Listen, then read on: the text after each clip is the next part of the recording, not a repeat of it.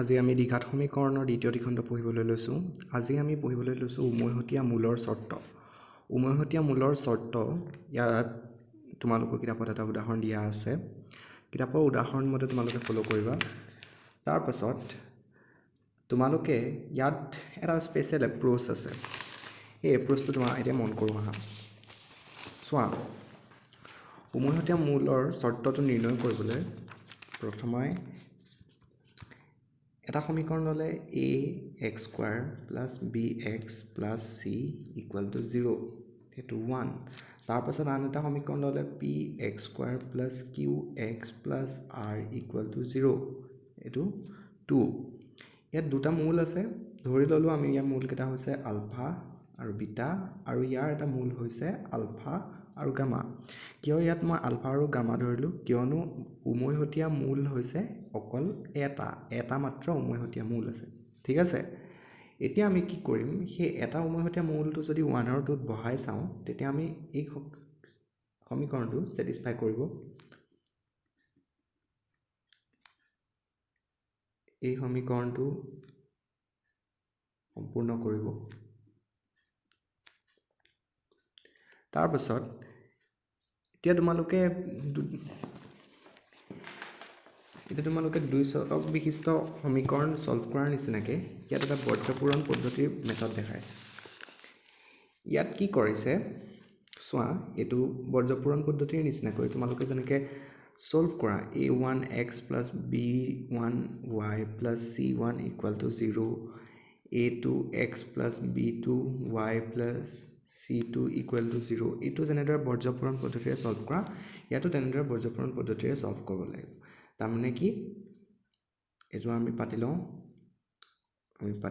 আৰু এইটো হ'ব, ইয়াত হ'ব 1। ইয়াত যেনেদৰে আমি পাতোনে, ইয়াত যেনেদৰে আমি পাতোঁ x y 1, তাৰপিছত আমি পাতোঁ b1 b2 c1 c2 a1 a2 b1 b2, তেনেদৰে ইয়াত x আৰু y ঠাইত ইয়াত আছে আলফা স্কুৱাৰ আৰু আলফা। বুজি পাইছানে? তোমালোকে যদি x আৰু y ঠাইত আলফা স্কুৱাৰ আৰু আলফা বহোৱা, তেতিয়া তোমালোকে এইটো পাবা। আৰু তাৰপাছত এই ধৰণে ইয়াত বহালে b q, ইয়াত বহালে c r, ইয়াত বহালে a p, ইয়াত বহালে b q। তাৰপাছত এনেকৈ এইবোৰ তোমালোকে ইয়াৰ পাছত বৰ্জপূৰণখিনি সাধাৰণ গণিতত কেনেকৈ সলভ কৰিবলৈ জানাই। তাৰপিছত ইয়াৰখিনি পিছৰখিনি আগবাঢ়িছে সমাধান কৰি, আৰু শেষত আমি এটা চৰ্ত পাওঁ, আৰু সেই চৰ্তটো সমাধান কৰিলে আমি প্ৰস্তুতি কৰিলে এইটো পাওঁ। চ' তোমালোকে এইবিলাক ইমান মনত নাৰাখিলেও হ'ব, ষ্টিল মনত ৰাখিব পাৰা। কিন্তু আটাইতকৈ ইম্পৰ্টেণ্ট কথাটো হৈছে যে বৰ্জপূৰণ পদ্ধতিৰে এনেকৈ কৰাটো এইটো তোমালোকৰ লাগি থাকিব, আৰু ইয়াৰ পাছত যিখিনি কৰিব লাগে এইটো তোমালোকৰ লাগি থাকিব। ক'ত লাগিব এতিয়া তাৰ আমি এপ্লিকেশ্যনখিনি চাওঁ। ঠিক আছে, ইয়াত কেইটামান উদাহৰণ আছে। এটা উদাহৰণ আছে, উদাহৰণটোতে আমি দেখিবলৈ পাইছোঁ ইয়াতো বৰ্জপূৰণ কৰাটো দৰকাৰ হৈছে। কিন্তু আমি উদাহৰণ তোমালোকেতো গম পাবাই, বুজি পাবাই নিজে, সেয়েহে আমি অনুশীলনী কেইটামান কুৱেশ্যন চাওঁ। অনুশীলনী যদি আমি কুৱেশ্যন এটা বাছি লওঁ, ধৰি ল'লোঁ যে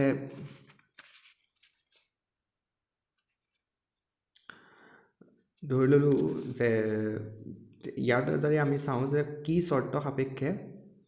প্ৰথমতে চাওঁ 3x square plus 4mx plus 2 equal to 0 আৰু 2x square plus 3x minus 2 equal to 0 এটা উমৈহতীয়া মূল থাকিব। চোৱা, এটা কথা মন কৰা, এই কুৱেশ্যনটো যেতিয়া পৰীক্ষাত আহিব, এই কুৱেশ্যনটো পৰীক্ষাত মাৰ্কছ 3 বা 4 থাকিব পাৰে। 3 বা 4 যদি এটা কুৱেশ্যনত থাকে, তেতিয়াহ'লে কুৱেশ্যনটোত তোমালোকে যদি এনেকৈ লিখা, আমি জানো যে উমৈহতীয়া মূলৰ চৰ্তটো হৈছে এইটো, তাৰপিছত তুমি ইয়াত a q b r এইবিলাক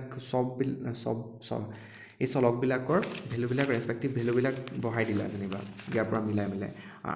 তুমি লিখিলা যে আমি জানো যে উমৈহতীয়া মূলৰ চৰ্তটো হৈছে এইটো, আৰু ইয়াত a হৈছে 3,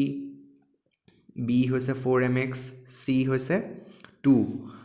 p হৈছে 2, q হৈছে 3, r হৈছে -2। গতিকে আমি এই চৰ্তটোত বহাই পাওঁ যে তেনেকৈ বুলি লিখিলে এইটো তোমালোকৰ তিনি লাইনত কুৱেশ্যনটো সলভ হৈ যাব। কিন্তু 3 মাৰ্কছৰ কাৰণে এক্সামিনাৰজনে তোমাক 3 লাইনতে যদি তোমালোকে কুৱেশ্যনটো সমাধান কৰা তেতিয়া তোমাক সম্পূৰ্ণ মাৰ্কছ নিদিবও পাৰে গতিকে তোমাৰ ওচৰত অকল এটাই অপশ্যন আছে যে তুমি গোটেই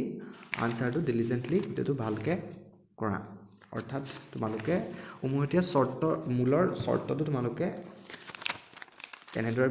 ডাইৰেক্টলি ব্যৱহাৰ নকৰি গোটেই প্ৰচেছটো তোমালোকে দেখাই দিব লাগিব মানে তোমালোকে লিখিব লাগিব যে এনেদৰে এইটো ইকুৱেশ্যন নম্বৰ 1 দিলা তাৰপিছত 2x square plus 3x minus 2 equal to 0 এইটো ইকুৱেশ্যন নম্বৰ 2 দিলা 1 আৰু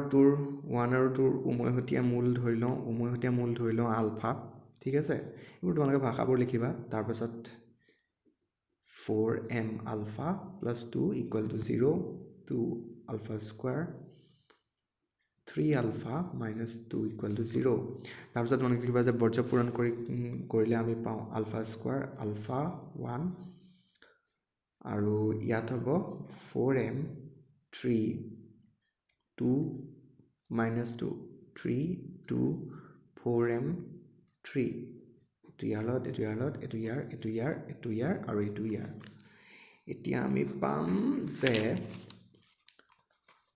4m into minus 2 minus 8m minus 3 into 2 6 equal to alpha divided by 2 into 2 4 minus 2 into 3 minus 6 divided by 1 divided by 3 into 3 9 minus 4m into 2 minus 8m তাৰপিছত আমি তেতিয়া পাওঁ alpha square equal to এইটো আৰু alpha equal to এইটো 4 minus 6 মানে 4 plus 6 মানে 4 plus 6 10 ঠিক আছে তাৰপিছত আমি লিখিব পাৰোঁ alpha square equal to 982 আৰু 100 ঠিক আছে তাৰপিছত আমি এই দুটা ইকুৱেট কৰিব লাগিব তাৰপিছত এই দুটা ইকুৱেট কৰিলে আমি কি পাম minus 8m minus 6 9 minus 8m equal to 9 minus 8m whole square ওপৰত 100 তাৰপিছত এইটোৱে গ'ল এইটো ইয়াৰ স্কোৱাৰৰ এটা গ'ল ঠিক আছে এইটোৱে পূৰণ কৰিলোঁ এইটোৱে পূৰণ কৰিলে আমি পাম 9 into minus 8m কি হ'ব 9 into 8 72 minus 72m 8 minus 8m into minus 8m plus 64m square তাৰপাছত 9 into minus 6 9 into minus 6 minus 54 minus 8m into minus 6 মানে plus 48m equal to ওপৰ 100 টো থাকি যাব 100 ঠিক আছে তাৰপাছত আমি পাওঁ যে 64m square minus 24m minus 154 এতিয়া তোমালোকে এইটো সলভ কৰিব লাগিব এটো সলভ আমি কেনে কৰিম আমি প্ৰথমে 2 ৰে হৰণ কৰিলো 2 ৰে হৰণ কৰিলে কেনে হ'ব 32m square 12m 154 সো এইটো 100 টো যদি এফালে লৈ আনো তেতিয়াহলে -100 হৈ যাব সেইকাৰণে এইটো -154 হৈ গ'ল -100 -54 এপিনে হৈ যাব স্টেপ তোমালোকে এডভান্সত স্কিপ কৰিব পাৰা চিন্তা নকৰিবা -154 টো 2 ৰে হৰণ কৰিলে আমি পাওঁ 77 ৰাইট তাৰপাছত তোমালোকে চিধা সূত্ৰটো ব্যৱহাৰ কৰি ইয়াৰ m ৰ ভ্যালু উলিয়াব পাৰা 12 square 144 plus 4 into 77 into 32 divided by 32 ঠিক আছে অৰ্থাৎ m equal to এইটা ভ্যালুৰ কাৰণে হ'ব এতিয়া চাও কোৱেশ্চনটো আমাৰ শুদ্ধ হৈছে নে নাই আনসাৰটো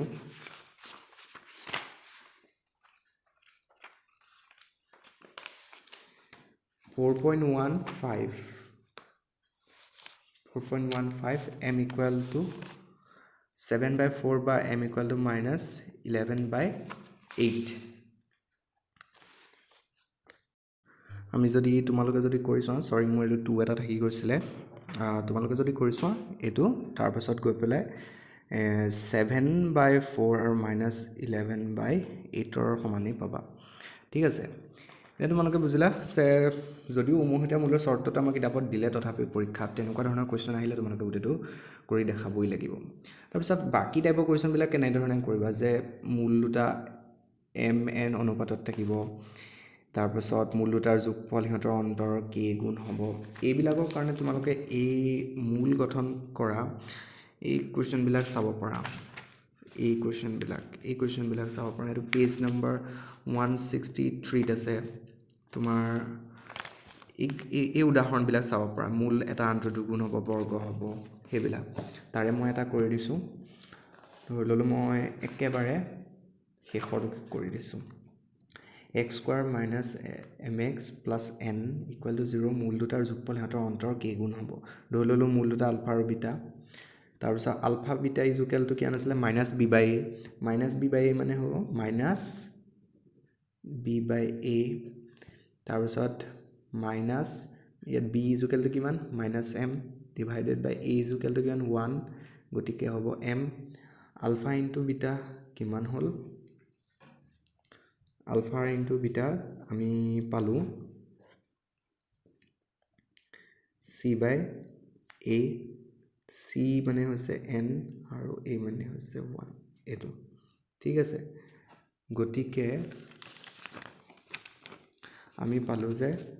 ULFA plus beta equal to m alpha beta equal to n ঠিক আছে এতিয়া ইয়াত কুৱেশ্যনটো দিছে যে মূল দুটাৰ যোগফল তাৰ সিহঁতৰ অন্তৰৰ k গুণ অৰ্থাৎ মূল দুটাৰ যোগফল alpha into beta equal to k into alpha minus beta ঠিক আছে এতিয়া আমি আলফা মাইনাছ বিটাটো কেনেকৈ পাম আলফা প্লাছ বিটাটোতো আমি গম পাওঁ সেইটো m হয় বুলি আলফা মাইনাছ বিটাটো কেনেকৈ পাম তোমালোকে মন কৰা alpha plus beta whole square equal to alpha square plus beta square plus twice alpha beta alpha minus beta whole square equal to alpha square plus beta square minus twice alpha plus beta ঠিক আছে তাৰমানে আমি লিখিব পাৰোঁ ULFA minus আমি যদি এই দুটা যোগ কৰোঁ তেতিয়া আমি পাওঁ alpha plus beta plus alpha minus beta whole square equal to 2 into alpha আমি এইটো পাওঁ চিম্পলি ঠিক আছে তাৰপাছত আৰু আমি কি ধৰণৰ ৰিলেশ্যন উলিয়াব পাৰোঁ আমি ইয়াৰ পৰা আৰু এটা ধৰণৰ ৰিলেশ্যন উলিয়াব পাৰোঁ এনেকৈ ধৰণে যে alpha minus beta equal to alpha square plus beta square plus twice alpha beta minus twice alpha beta minus twice alpha beta চোৱা এটা কথা মন কৰা এটা টুৱাইছ আলফা বিটাটো এইটো আমি টুৱাইছ আলফা বিটাটো প্লাছ কৰিলোঁ আৰু সেইকাৰণে এইখিনিত আমি টুৱাইছ আলফা বিটাটো মাইনাছ কৰিলোঁ আৰু এই টুৱাইছ আলফা বিটাটো হৈছে এই ফৰ্মুলাটোৰ টুৱাইছ আলফা বিটাটো বুজিলা এই দুটা একচুৱেলি আমি যোগো কৰিলোঁ বিয়োগো কৰিলোঁ একেই ৰাখিছোঁ তাৰপিছত আমি এইটো আমি ধৰি পেলাই ক'ব পাৰোঁ alpha square plus beta square plus twice alpha beta ধৰি পেলাই আমি ক'ব পাৰোঁ alpha plus beta whole square আৰু এইপিনে twice alpha beta minus twice alpha beta দুটা যোগ মাইনাছে প্লাছ হৈ পেলাই হ'ব 4 আলফা বিটা ঠিক আছে মানে alpha minus beta equal to root over alpha plus beta whole square minus 4 alpha beta এতিয়া এটা কথা চোৱা এতিয়া সেইকেইটা আমি ৰিলেশ্যন পালোঁ ঠিক আছে আমি এটা কাম কৰোঁ এইটো দুয়োপক্ষক আমি স্কোৱাৰ কৰি দিওঁ তোমালোকে নেক্সট লাইনত লিখিবা কিন্তু এইটো তাৰপাছত আমি তেতিয়া আলফা প্লাছ বিটা পাওঁ ইয়াত আলফা প্লাছ বিটা পাইছোঁ m গতিকে আমি ইয়াত এইটো হৈ যাব m square k square alpha minus beta whole square মানে কিমান আছে alpha minus beta whole square মানে alpha plus beta whole square plus 4 alpha এইটো তোমালোকে লিখি লোৱা alpha plus beta whole square minus 4 alpha beta মানে alpha plus beta whole square মানে m square minus 4 alpha beta মানে কিমান আছিল n আছিলে 4n তাৰ মানে ওলালে m square equal to k square m square minus k square 4n এইটো ঠিক আছে তাৰপিছত তোমালোকে সব এইপিনে লৈ আনা তেতিয়া হ'ব 1 minus k square m square plus 4k² n = 0 এতিয়া দেখিবলৈতো ধুনীয়া দেখাব ইকুৱেশ্যনটো এফালে যদি ভেৰিয়েবলবোৰ লৈ আনা চববিলাক চলক যদি এফালে লৈ আনা সোঁহাতে 0 থৈ দিয়ে তেতিয়া ইকুৱেশ্যনটো এনেই দেখিবলৈ ভাল লাগে আৰু সম্পূৰ্ণ নিচিনা লাগে এনেকৈ তোমালোকে থ'ব পাৰা এতিয়া এটা কথা তোমালোকে মন কৰা মই এতিয়া কুৱেশ্যনবিলাক কৰোঁতে একেখন পেজতে বহুতখিনি কৈছোঁ এই অভ্যাসটো তোমালোকে পৰীক্ষা হলত অভিয়াছলি তোমালোকে ইমান থেপাথেপি আৰু এনেকৈ নিলিখিবা কিন্তু তোমালোকে যিখন ৰাফ পেজ কৰিবা ৰাফ পেজ বনাবা সেইখনত তোমালোকে কোনো এটা কুৱেশ্যন কৰাৰ আগতে যদি খেলিমেলি লাগে এনেকৈ কুৱেশ্যনটো কি কৰিম অলপমান কৰি ল'বা তেতিয়া তোমালোকৰ সুবিধা হ'ব পৰীক্ষা মই ৰেকমেণ্ড কৰিম যে তোমালোকে বহীখনৰ শেষৰ ফালে পেজ এটাত ৰাফ পেজ বুলি বেলেগকৈ লিখি কমপ্লিট গোটেই পেজটো এটা ৰাফ পেজ বনোৱা পৰীক্ষাত এনেকৈ ছাইডত যিটো ৰাফ কৰা হয় ন ছাইডত এনেকৈ যিটো ৰাফ কৰা হয় সেইটো মই পাৰ্চনেলি এইটো মই বেয়া দেখোঁ আৰু কাৰণ এইপিনে তুমি যিমানবোৰ কুৱেশ্যন কৰা ছাইডত জেগা বহুতখিনি জেগা নষ্ট হৈ যায় তোমালোকৰ এই কুৱেশ্যনখিনি থেপাথেপি হৈ যায় বিশেষকৈ কিছুমান কুৱেশ্যন এনেকুৱা আছে যে আখৰুৱা কিছুমান তোমালোকে এনেকৈ লিখিবা যে অমুকটো ইকুৱেল টু অমুক তোমালোকে এইখিনিত নোজোৰা হৈ যায় আৰু যেতিয়া অংক এটা এলাইনত নাথাকে তুমি যদি এনেকৈ ধৰি ল'লা তোমাৰ ইকুৱেশ্যনটো ইমানেই দীঘলীয়া হৈ গ'ল আৰু এইপিনে এনেকৈ লিখিবলৈ হৈছে a² plus twice ab plus 4mn² তেতিয়া দেখিবলৈ বেয়া হৈ আহি থাকে বুজিলা কথাটো গতিকে চিম্পলি তোমালোকে এইখিনিত অকণমান আহল বহলকৈ জেগা থৈ লিখিবা তোমালোকে বেলেগকৈ এখন শেষৰ ফালে এনেকৈ লিখি ল'বা এখন ৰাফ বুলি এনেকৈ লিখি ল'বা ৰাফ ৱৰ্ক বুলি লিখি পেলাই শেষৰ পেজ এখনত গোটেই ৰাফ ৱৰ্কবিলাক কৰিবা আৰু প্ৰত্যেকখন পেজ তোমালোকৰ দেখাত এনেকুৱা থেপাথেপি হ'ব পাৰে পাৰিলে সৰু আখৰে ৰাফ ৱৰ্ক কৰিবা তেতিয়া তোমালোকৰ আৰু হ'ব আৰু শেষত তোমালোকে এখন ৰাফ ৱৰ্কখন কাটি থৈও আহিব পাৰা নাকাটিবও পাৰা সেইটো তোমালোকে নিজৰ শিক্ষকৰ লগত এবাৰ ষ্টিল পাতি ল'বা চ' তোমালোকে পৰীক্ষা প্ৰেক্টিচ যেতিয়া কৰিবা পিছত চিলেবাছ কমপ্লিট হৈ যোৱাৰ পিছত তেতিয়া তোমালোকে এই কথাবিলাক প্ৰেক্টিচ কৰিবা যে কেনেকৈ কৰিলে তোমাৰ আটাইতকৈ বেছি সুবিধা হয় কি ঠিক তোমাৰ ছাইডত তোমাৰ পাৰ্চনেল চিটুৱেশ্যনটো এনেকুৱা হ'ব পাৰে যে তুমি ছাইডত এনেকৈ ভাঁজ কৰি ৰাফ ৱৰ্কটো কৰিব পাৰিলেহে তোমাৰ সুবিধা হয় তেতিয়া তুমি এটা কাম কৰিবা যে তুমি ছাইডতে কৰিবা আচল কথাটো হৈছে তোমাৰ সুবিধা হোৱাটো আৰু বস্তুটো তুমি যিটো কুৱেশ্যন কৰিছা সেই কুৱেশ্যনটো শুদ্ধ হোৱাটো পৰীক্ষকে এইটো এটা এডভান্স মেথমেটিক্সৰ পৰীক্ষা ইয়াত পৰীক্ষকে তোমাৰ কুৱেশ্যনটো শুদ্ধ হৈছে নাই সেইটো চাব আচলতে আৰু সেয়া চাবলৈ সুবিধা হ'বলৈ আমি কুৱেশ্যনবিলাক ভালদৰে ধুনীয়াকৈ লিখিব লাগে চফাকৈ লিখিব লাগে পাৰিলে কটাকটিটো হ'বই সেইটো ঠিক নাই যদি তুমি 90 বা 95 বা 99ৰ ওচৰা ওচৰি পোৱা 98 97 তেতিয়াহ'লে তোমাক টিচাৰজনে মাৰ্কছ কাটিবলৈ তোমাৰ যদি কিবা খুটখাট হয় কটাকটি হয় সেইবিলাকত কিবা ধৰণে মাৰ্কছ কাটিবলৈ চেষ্টা কৰিব পাৰে সেইবিলাক ক্ষেত্ৰত অলপমান বেলেগ সেইবিলাক ক্ষেত্ৰত তোমালোকে 100 মাৰ্কছ পাবলৈ বা একেবাৰে 99 পাবলৈ কথা বেলেগ কিন্তু এনেই তোমালোকে ভাল মাৰ্কছ এটা পাবলৈ 90ৰ ওপৰ পাবলৈ হ'লে তোমালোকে কিছুমান সেইখিনি সাধাৰণভাৱে তোমালোকে আগবাঢ়িলে হৈছে তোমালোকে ইমান চিন্তা কৰি থাকিব নালাগে যে কটাকটি হ'লে মাৰ্কছ কাটিব নি কিবা কিবি আৰু চোৱা শিক্ষক এজনৰ হাতত এখন বহি যদি পৰে আৰু সেইখন বহি যদি 100 মাৰ্কছ পাব লগা হয় কেতিয়া আমাৰ বৰ্তমান শিক্ষা ব্যৱস্থাটোৰ আমাৰ অসমত শিক্ষকজনে 100 মাৰ্কছ নিদিবও পাৰে গতিকে মন দুখ নকৰিবা যে তুমি 99 পালা বুলি বা তুমি 98 পালা বুলি 97 টোকে তলখিনি এটা পাৰ্ট আৰু 98 99 100 এই তিনিটা মাৰ্কছ সদায় একেই বুলিয়ে ধৰি ল'বা কাৰণ কোনোবা এজন ষ্টুডেণ্ট যদি 100 পাব লগা হয় তথাপিও ক'ৰবাত শিক্ষকজনে লুটিয়াই সাধাৰণতে দেখা যায় যে ভুল এটা উলিয়াই তাক 98 কৰি দিয়া দেখা যায় মোৰ যিখন এডভান্সৰ বহি হৈছিল সেই বহিখনত 45 সংখ্যাটোক মই ঘঁহাই 40 কৰাৰ কাৰণে সংখ্যাটো ধৰিব নোৱাৰা হৈ থাকিল সংখ্যাটো কিন্তু মাষ্টৰজনেও বুজিব পাৰে বা ময়ো বুজিব পাৰোঁ যে সেইটো মই 40য়ে বুজাইছোঁ তথাপিও মোক সেই কুৱেশ্যনটোত 1 মাৰ্ক কাটিলে গতিকে মই 100ৰ সলনি 99 পালোঁ মই বহীৰ মই বহি আকৌ জেৰক্সকপিখন চাইছিলোঁ সেইটো প্ৰচেছটোৰ নামটো কি আছিল মই পাহৰিলোঁ বহি পেপাৰ ৰিকল কৰা নাছিলোঁ কিন্তু মই জেৰক্সকপিখন চাইছিলোঁ আৰু তেতিয়া মই দেখা পাইছিলোঁ সেই কথাটো ঠিক আছে গতিকে এইবিলাক মনত ইমানো চিন্তা নকৰিবা বাকী তোমালোকৰ ভাল মাৰ্কছ পাবলৈ হ'লে সেইটোৱে এপ্ৰ'চ ঠিক আছে বাৰু এতিয়া আমি চাওঁ আচল পাৰ্টটো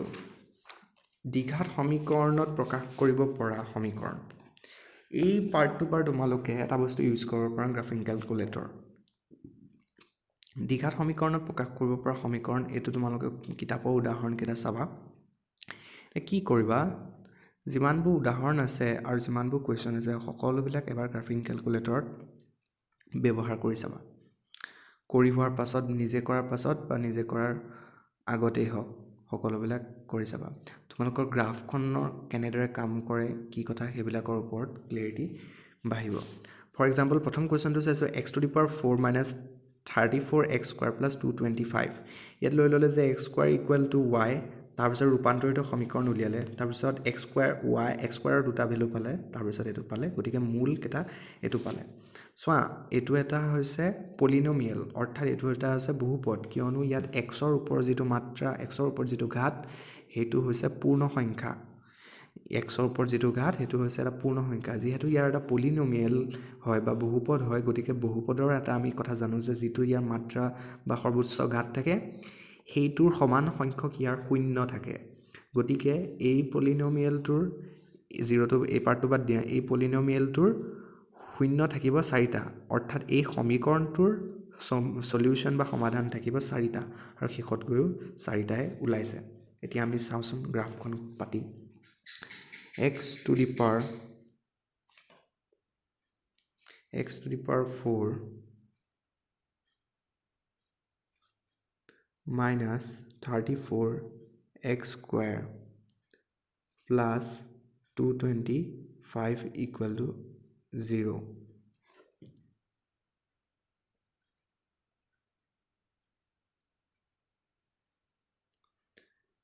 ইয়াৰ যেটো গ্ৰাফ দেখিবলৈ পাইছো আমি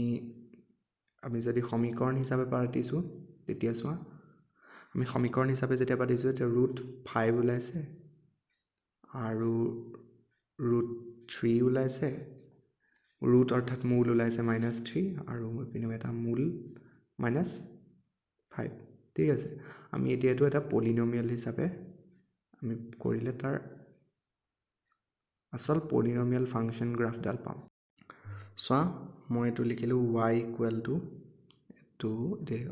মই এটো লিখিলো y equal to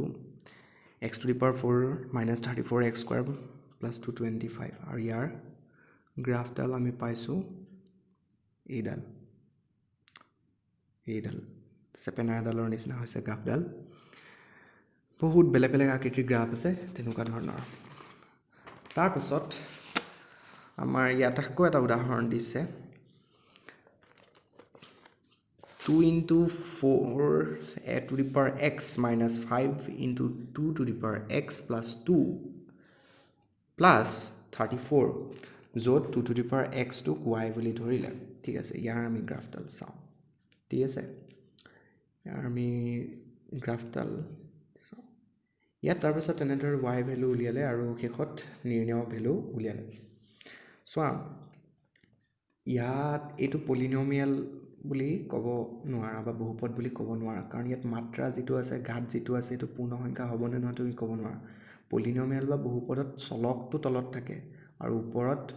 কনস্ট্যান্ট বা এটা ফিক্স ভ্যালু থাকে কিন্তু ইয়াত তলত এটা সংখ্যা আছে তাৰ ওপৰত চলকটো আছে গতিকে এটো বহুপদ নহয় তোমালোকে কনফিউজ নহবা ঠিক আছে 2 into 4 to the power x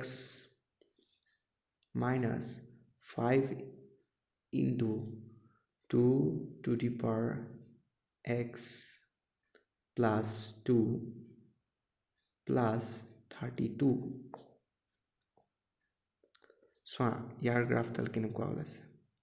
দেখিলা যদি মই এডাল অকণ বহল কৰোঁ তেতিয়া আমি দুটাৰ শূন্য পাওঁ এটা হৈছে √3 কাটিছে x অক্ষক আৰু এটা 1ত কাটিছে x অক্ষক x অক্ষৰ ভ্যালু 0 মানে এইটা ভ্যালু কেটা হৈছে 1,0 আৰু 3,0 আৰু 0 লগত স্যাটিসফাই কৰিছে কাৰণে এইকিটাই তোমালোকে মূল নিৰ্ণয় মূল কেটা পাইছা ঠিক আছে তাৰ পিছত তেনেদৰে তোমালোকে এইকিটা ইয়াৰ লগতো চাও চোৱা এইটো বহুপদ নহয় এইটো বহুপদ কেলে নহয় বহুপদ এইটো এই কাৰণে নহয় কাৰণ ইয়াৰ যিকেটা ঘাত আছে x ৰ ওপৰত হেতু ঘাত পূৰ্ণ সংখ্যাত নাই 1/3 মানে হৈছে 0.33 টো পূৰ্ণ সংখ্যা হয় জানো 0.33 টো পূৰ্ণ সংখ্যা নহয় কিয়নো পূৰ্ণ সংখ্যা হৈছে 0 1 2 3 এই অখণ্ড সংখ্যাবোৰ ঠিক আছে তাৰ পাছত আমি নেক্সট টু তেনেকে গ্ৰাফডাল চাওঁ বুলি ভাবিছো চোৱা কিছুমানত তোমালোকে বহুপদ নিজে বনাব লাগিব বা নহয় কিছুমানত তোমালোকে ফাংচন গ্ৰাফডাল যদি চাব কৈছা নিজে বনাব লাগিব 1/3 + 3 এটো তোমালোকে এটা কাম কৰিবা এটো 4 টো এফালে আছে যে এই সমীকৰণটোক আমি এনেকৈ প্ৰকাশ কৰিব পাৰোঁ তেতিয়া হলে আমি এই পাৰ্টটো ফাংচন বা ফলক হিচাপে ব্যৱহাৰ কৰিব পাৰিম যাৰ শূন্য হ'ব যি ফলকটোৰ শূন্য হ'বলে শূন্য নিৰ্ণয় কৰিবলৈ আমি এটো যদি আমি fx বুলি ধৰো তেতিয়া হলে এইটো ইকুৱেচনটো হৈ যাব fx = 0 অৰ্থাৎ আমি fx ক শূন্য নিৰ্ণয় কৰাৰ নিচিনা হ'ব কথাটো আমি তেতিয়া পাতো এটো এই গ্ৰাফডাল চোৱা এই গ্ৰাফডাল দেখিছা গ্ৰাফ বিলাকত জুম কৰিলে পায় এটা দেখাইছে 1,0 আৰু এটা দেখাইছে x = 27 নত কি হৈছেগে চাওচোন এই গ্ৰাফডাল 1 ৰ পাছত তললে গৈ 27 নত গৈ আকৌ কাটিছে চোৱা √27 কেতিয়াবা অলপ গ্ৰাফিং ক্যালকুলেটৰত খেলিমেলি দেখাবও পাৰে সৰুহুৰা য'ত কাটি দিয়া দেখায় কেতিয়াবা অলপমান এই কাৰণে এটো এক্সট্ৰিমাম দেখাইছে এটো বেলেগ বস্তু বাৰু সেইবিলাকে ঠিক আছে তাৰ পাছত এটো মন কৰা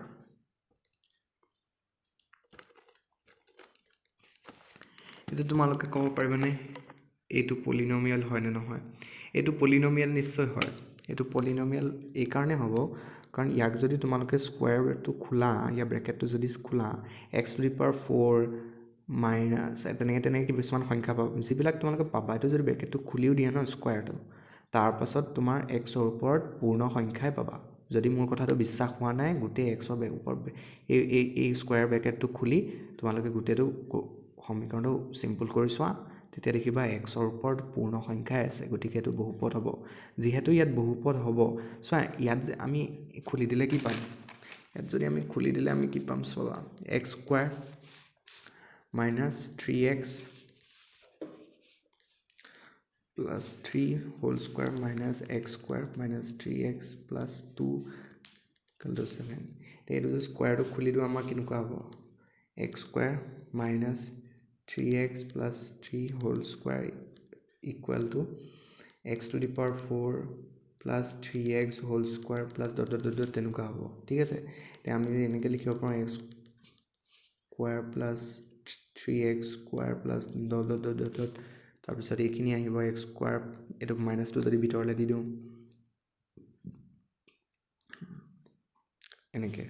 চোৱা দেখিলানে ইয়াত এই গুটে পদটোত x ৰ ওপৰত 4 তকে বেছি ডাঙৰ সংখ্যা থাকিব নোৱাৰে তোমালোকে এইখিনি উলিয়াই চাব পাৰা ডট যিখিনি মই এইটো কৈছো অৰ্থাৎ এই বহুপদ হিচাপে ললে এই বহুপদটোৰ মাত্ৰা কিমান হ'ব 4 যদি মাত্ৰা যদি 4 হয় তাৰ তেতিয়া হলে বহুপদটোৰ শূন্য কেইটা থাকিব শূন্য থাকিব 4টা ঠিক আছে আৰু শেষত গৈ পেলাই চোৱা এই কাৰণে আমি শূন্য আমি 4টা পাইছো এটা দুটা আৰু প্লাস মাইনাস দুটা বেলেগ বেলেগ 4টা নেক্সটটো এটো বহুপদ হয় নে নহয় এইটো বহুপদ নহয় কিয় নহয় কাৰণ এই পাৰ্টটো চোৱা x² - 5x + 3 এই পাৰ্টটোৰ ওপৰত √over দি দিলে যিহেতু √over দি দিলে ইয়াৰ ওপৰত গতিকে x ৰ মাত্ৰাটো ইয়াত x ৰ ওপৰত ইয়াৰ মাত্ৰাটো এইখিনিত অনিৰ্ণেয় তুমি নিজে কোৱাচোন এটোৰ ওপৰত তুমি মাত্ৰাটো উলিয়াবলৈ হলে কেনেকৈ উলিয়াবা যদি এইটো হ'লহেঁতেন তেতিয়াহ'লে আমি পাৰিলোহেঁতেন তেতিয়াহ'লে আমি চিম্পলি লিখি দিলোহেঁতেন এক্স টু দি পাৱাৰ এইটো আমি এনেকৈ লিখিব পাৰিলোহেঁতেন এক্স টু দি পাৱাৰ 3/2 কিন্তু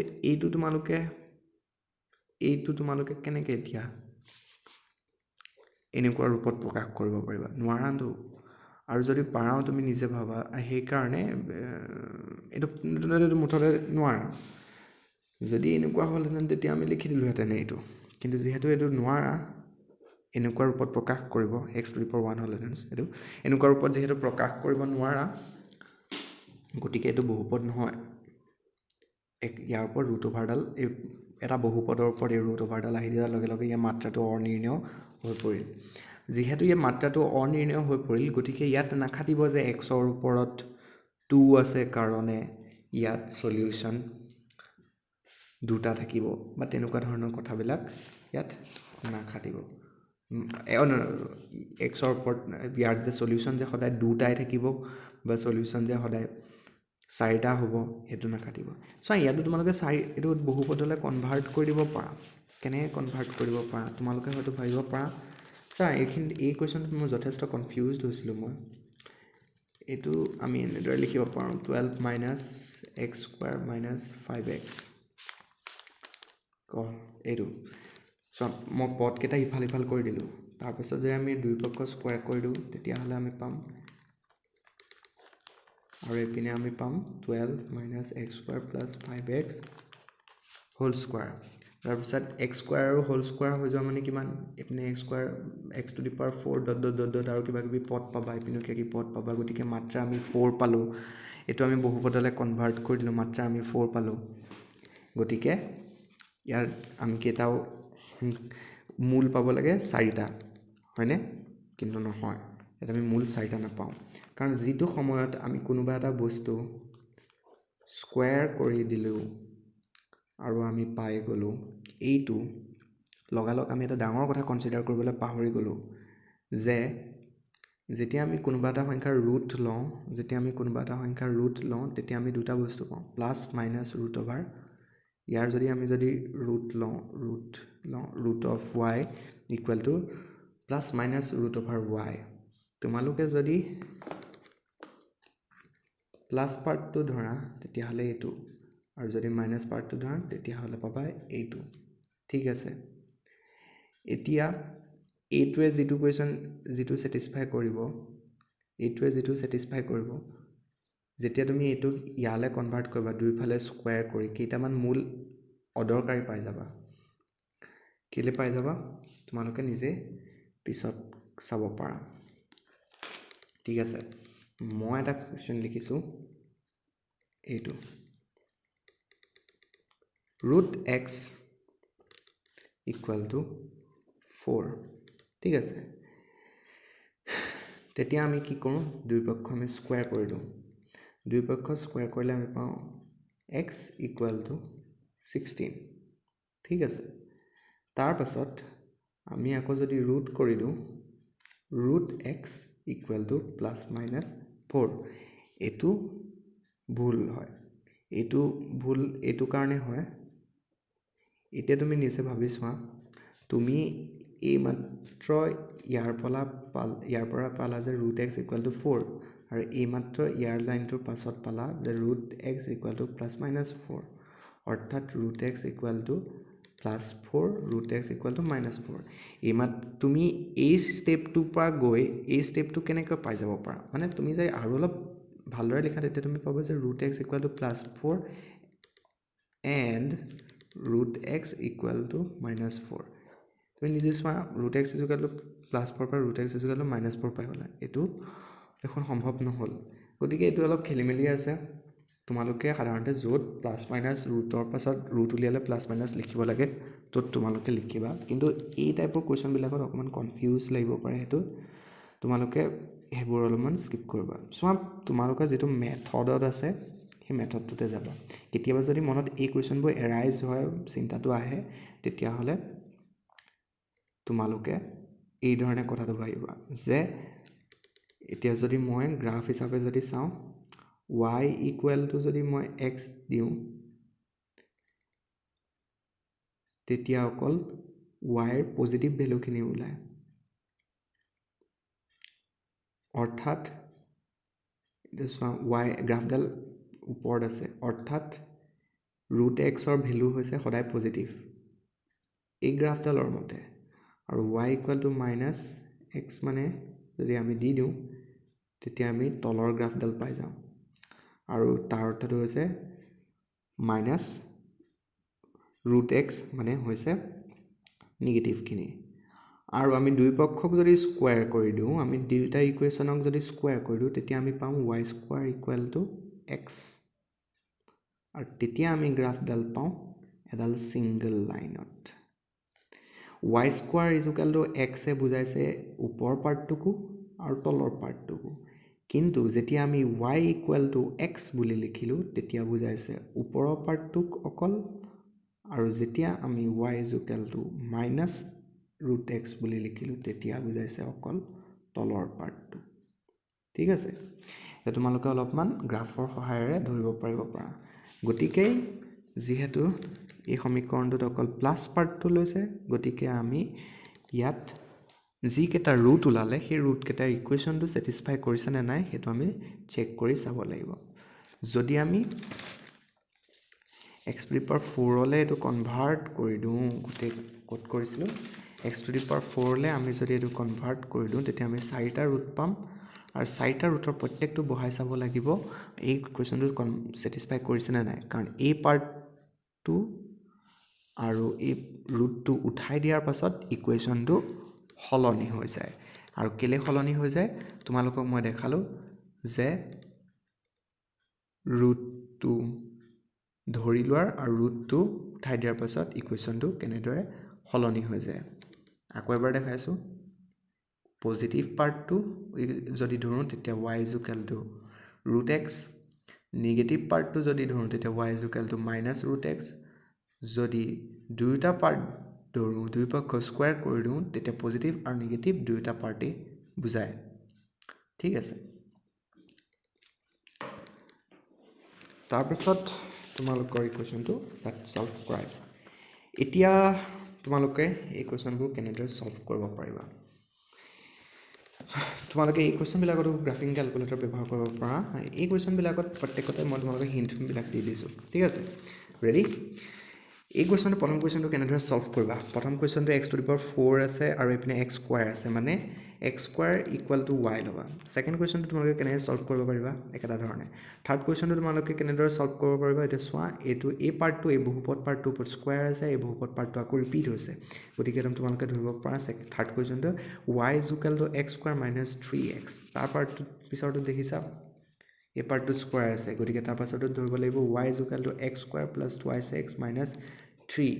এটো ধৰি তোমালোকে সিম্পলিফাই কৰিব লাগিব সো ঠিক আছে আৰু এই কোৱেশ্যন বিলাকত সবতে তোমালোকে ৰুট যিমানবোৰ ওলাব আটাইবিলাক ৰুট মেইন সমীকৰণটোত এই কোৱেশ্যনত দিয়া সমীকৰণটোত বহাই চাবা যে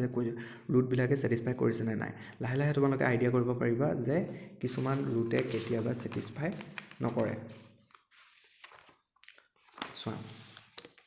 ইয়াত দিছে চোৱা কিছুমান ৰুটে কেতিয়াবা স্যাটিসফাই কৰিব নোৱাৰে কেলে নোৱাৰে এতিয়া চোৱা y = 3 বা y = -5 গতিকে √() এইখিনি = 3 অথবা √(x² - 5x + 3 = -5 আৰু ইয়াত দিলে যে √(x² - 5 = -5 হ'ব নোৱাৰে কেলে -5 হ'ব নোৱাৰে কাৰণ মই অথনিয়ে কৈছিলো √() পাছত হেতু দিলে মাইনাসখিনি হ'ব নোৱাৰে মই গ্ৰাফৰ দ্বাৰাও এইখিনি দেখাই দিছো তোমালোকে এটো নিজে আকৌ এবাৰ গ্ৰাফৰ দ্বাৰা মই দেখাই দিছো ৰবা মই যদি এটা গ্ৰাফডাল এডালকে এডিট কৰিছো √(x² - 5x + 3 sorry √(x² - 5x + 3 দেখিছেনে এই গ্ৰাফটো এডালে নেগেটিভ ভ্যালু লোৱাই নাই যদি এডালে নেগেটিভ ভ্যালু লোৱাই নাই তেতিয়া হলে এই গ্ৰাফডাল সেই গ্ৰাফডালে নেগেটিভ ভ্যালু লোৱাই নাই গতিকে সেই গ্ৰাফডালৰ যি কোনো y এ যদি নেগেটিভ ভ্যালু লোৱাই নাই গতিকে -5 হ'বই নোৱাৰে হেতু কথাটো অলপমান গ্ৰাফৰ সহায়ত বুজিবলৈ চেষ্টা কৰিব পাৰা যদি তোমালোকে বুজি নোপোৱা সিম্পলি বেছি মূৰত কষ্ট দিব নালাগে মনত অতিপাত বুজিবলৈ যদি অসক্ষম হোৱা তেতিয়াহ'লে তোমালোকে কিতাপত যেনেদৰে আছে তেনেদৰে আগবাঢ়িবা কিছুমান বস্তু কেতিয়াবা বেছি বুজিবলৈ গ'লে তোমালোকৰ খেলি মেলি হোৱাৰহে চান্স থাকে গতিকে জাষ্ট স্কিপ কৰিবা ঠিক আছে এই পাৰ্টটো কেনেকৈ কৰিবা এইটো একেটাই এইটো তোমালোকে কেনেকৈ কৰিবা এইটো তোমালোকে এইটো ধৰি ল'বা y equal to √over x square minus 5x plus 4 গতিকে y square is equal to হৈ যাব x square minus 5x plus 4 গতিকে y square plus 6 is equal to হৈ যাব x square minus 5x plus 10 গতিকে এইটো ইকুৱেশ্যনটো বনি যাব y square plus 6 equal to 5y ঠিক আছে এইটো তোমালোকে কেনে ধৰিবা এইটো তোমালোকে কৰিব পাৰা y equal to √over x minus 1 by x তেতিয়াহ'লে ইটো বনি যাব 1 by y মানে y plus 1 by y is equal to 13 by 6 এইটো কেনে ধৰিব পাৰা এইটো হৈছে কি যে y is equal to x plus 1 by x ধৰিব পাৰা তেতিয়া হ'ব y square is equal to x square plus 1 by x whole square plus 2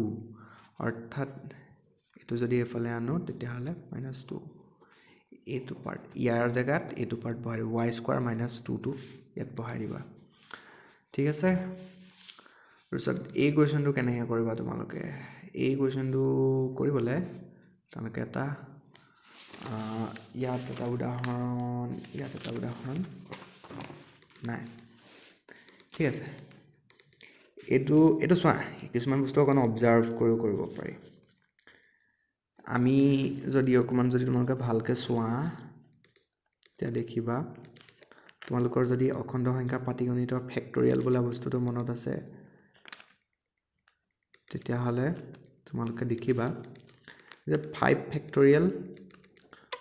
factorial মানে হৈছে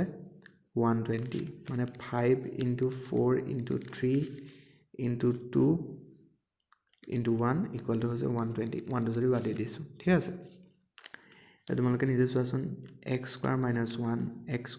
minus 2 x minus 3 x minus 4 equal to 120 এতিয়া এইটো লগত কিবা অকমান মিল নাই নে এতিয়া x minus 1 টো যদি তোমালোকে 5 বুলি ধৰা তেতিয়া তোমালোকে যদি x equal to 6 ধৰা তোমালোকে লগালগ পাই গলা লগালগ x ৰ এটা পাই গলা 6 minus 1 5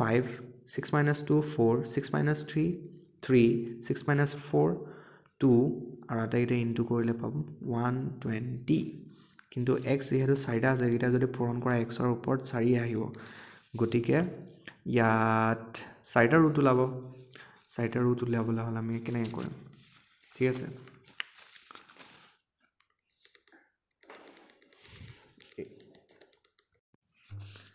তোমালোকে এই গোটেইকেইটা পূৰণ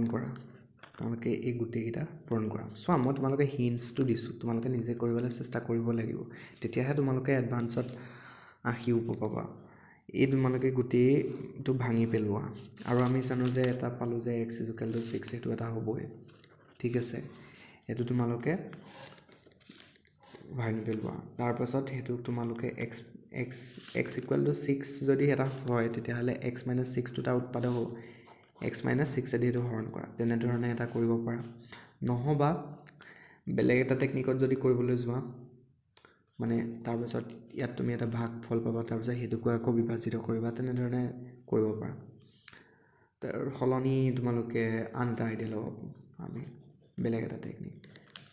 x - 3 x - 4 equal to 120 ঠিক আছে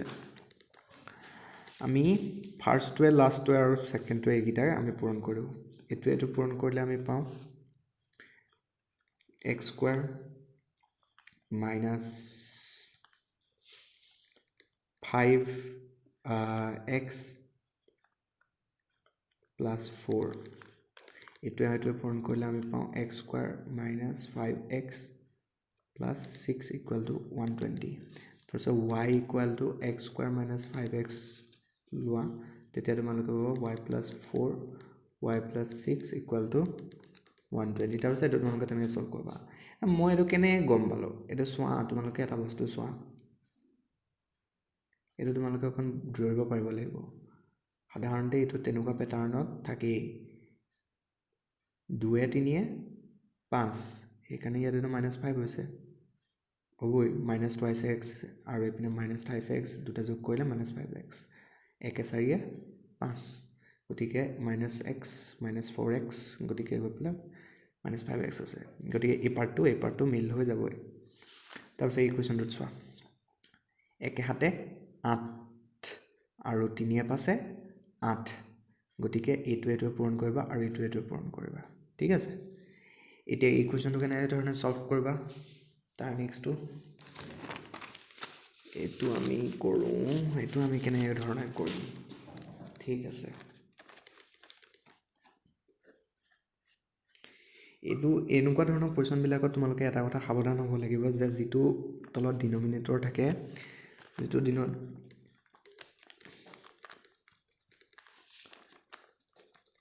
তোমালোকে এক্সৰ যিখিনি ভেলু পাবা এক্সৰ যিমান ভেলু পালা যে 1 2 3 4 5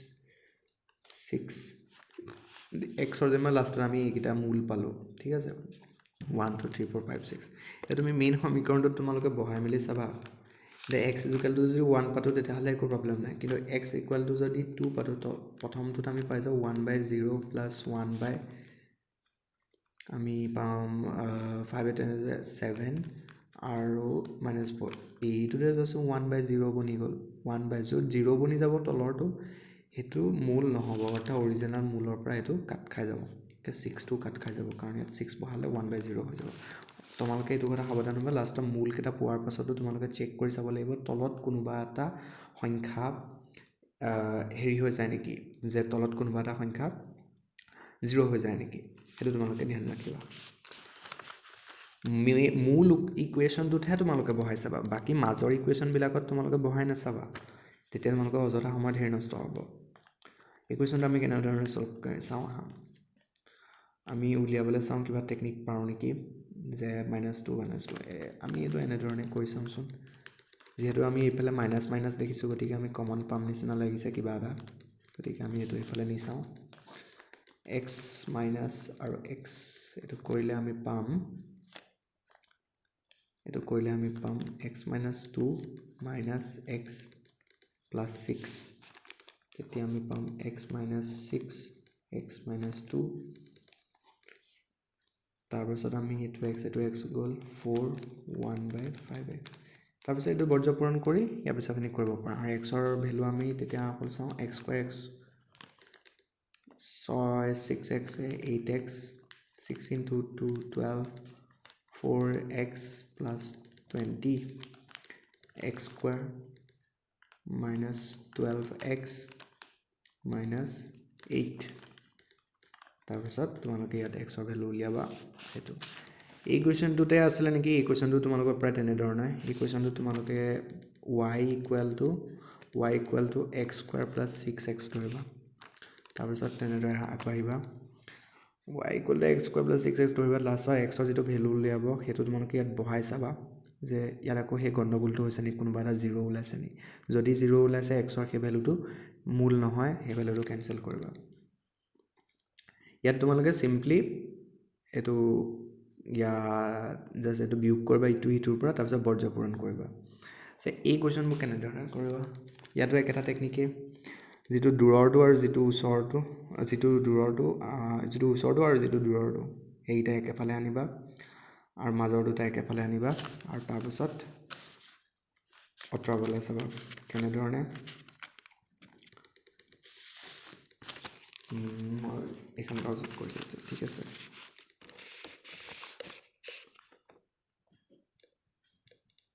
এইটো এইফালে আনিলোঁ আৰু এইটো -5x প্লাছ এইটো আৰু 3 আৰু 4 থকা এইকেইটা একফালে গ'ল তাৰপিছত যদি দুই পক্ষক স্কুৱেৰ কৰি দিওঁ আমি স্কুৱেৰ কৰি দিলে আমি পাম 2x চোৱা কেনেকৈ ভাবিলোঁ এইটো কিবা এটা মিল তোমালোকে দেখিবলৈ পাবা 2 5 7 আৰু 3 4 7 এইটো হ'ব এইফালে 5x - 4 আৰু এইপিনে হ'ব 2x এইটো নহ'ব জানো আৰু এইফালে আমি পাম 4x - 3 plus 3x minus 2 minus 2 into 4x minus 3 root 3 into 3x minus 2 তাৰপিছত আমি এতিয়া এইখিনিতে পাম যে 5 2 5 से 7x 1 4 5 2y x minus 1 root 5x minus 4 equal to 3 এটোৱে আমি পাওঁ 7x 3 আৰু এপিনে পাওঁ 5 এই পাৰ্টটো কমপ্লিট মিলি গ'ল কমপ্লিট দুফালে মিলি গ'ল 4x minus 3 3x minus 2 গতিকে এটো কাট খালে এটো কাট খালে ঠিক আছে আৰু এই ৰুট থকা কোৱেশ্চন বিলাকতো সাৱধান হ'বা ৰুটৰ ভিতৰত নেগেটিভত থাকিবলে হলে অকমান আকৌ এবাৰ চাই ল'বা কিন্তু